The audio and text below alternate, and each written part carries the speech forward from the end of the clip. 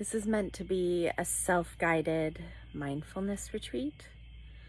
And as I'm unpacking, first of all, I'm noticing that it's 9 o'clock. I just arrived after driving 4 hours. And the thing that I crave the most that makes me feel so good is unpacking into the space in an aesthetically pleasing way, where the room preserves the feeling of order and structure and lacks any chaos whatsoever. All I want to do is set up my room. I came on the trip because I crave a break from the constant vigilance that is parenting, that is motherhood. And to know that I'm going to create something, I'm going to put effort in, and I will, and my efforts will be preserved. We're holding all the space. Living in isolation means carrying the weight of the space in ways that I'm realizing are not for me. Here's my intention for my return home, but my intention for the trip overall. I've had mental breaks from running our household many times over in the past. Love those, so important for my mental health. But problem in the past has been that when I return home into the chaos, this upswell of emotion, very strong. That's what I mean about the emotional dysregulation of the borderline brain, or the emotional experience of the borderline brain.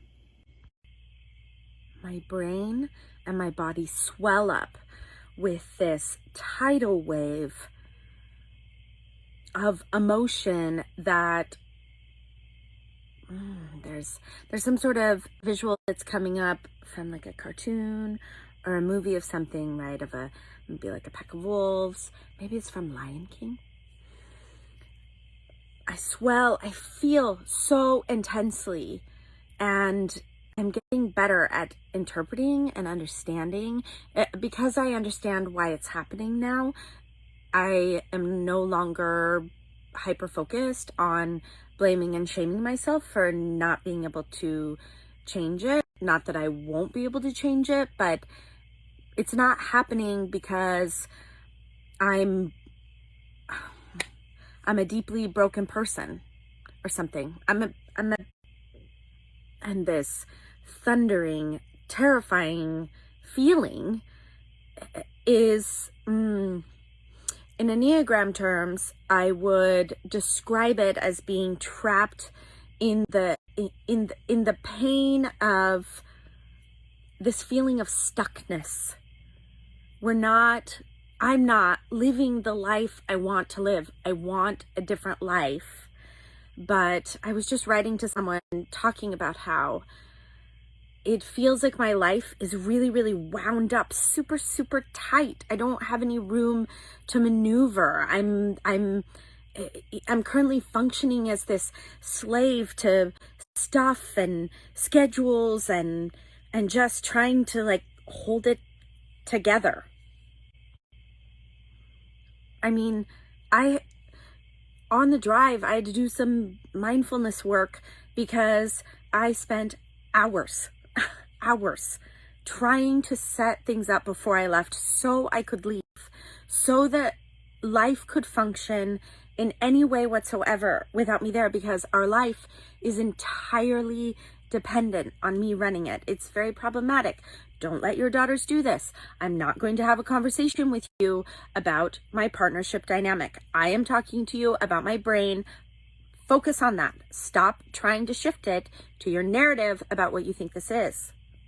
You know, I'm still kind of defensive about that. You know, let that go.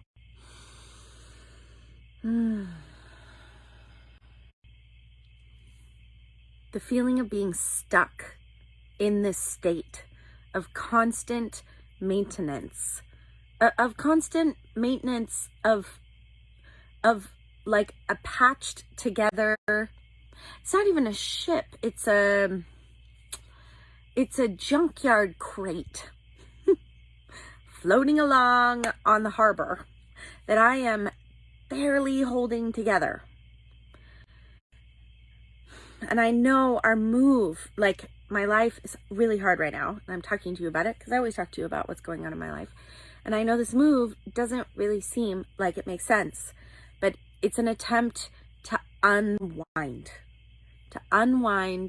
and settle our lives, just like I'm working to unwind and settle my mind, unwind and settle my body, which I believe will help my mind.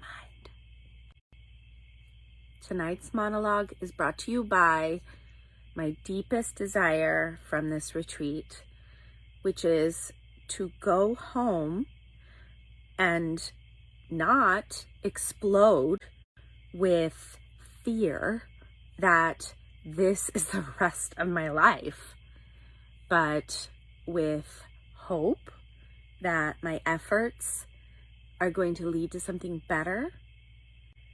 By setting the space for myself here physically, I just increase that communication to my body and my unconscious mind that it's going to be okay. I can feel good here, and I can feel good there too. I'm going to report back. And I'm recording all of this offline in airplane mode because there's no signal here. She let on today that she put Wi-Fi down at the campsite, and I told her I don't want to know the password. This is not a cell phone retreat. Cell phone is for making missives and art. I'm going to go home, and I'm going to have increased resilience. Resilience is a word I've been thinking a lot about lately. If I were to describe what I think has shifted in my life, the thing that obviously lots of awareness about why my lived experience is the way it is. But in addition to that, I have a theory that there are two important things that have shifted in my mindset recently. The first is something I started to see in myself after listening to a Tara Brach podcast. I'll put a screenshot up after this. And she spoke in depth about what it means to be living with a negativity bias and how it affects us. And I saw so much of myself in this discussion and how I'm struggling to be this positive, joyful version of Jenna.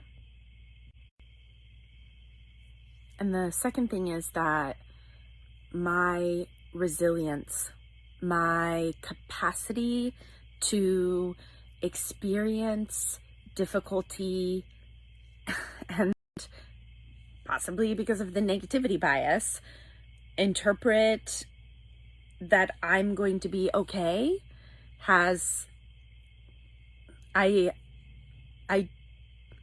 I don't think I'm going to be able to fully make the kind of transition I want to make after experiences like this until I develop my resilience.